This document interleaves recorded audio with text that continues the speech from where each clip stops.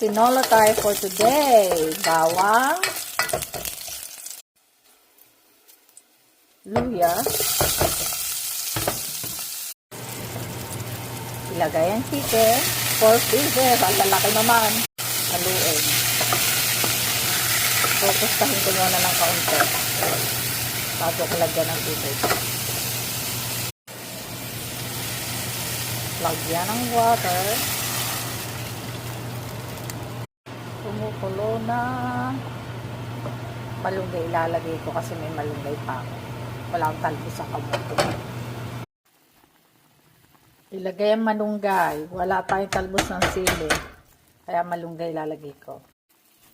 Tinola with malunggay. Kasi walang talbos ng sili. No choice. Masarap din yan. Malunggay. Kung na-try nyo na. Luto na ang ating tinola. Papatayin ko na siya. Papatayin ko na ang...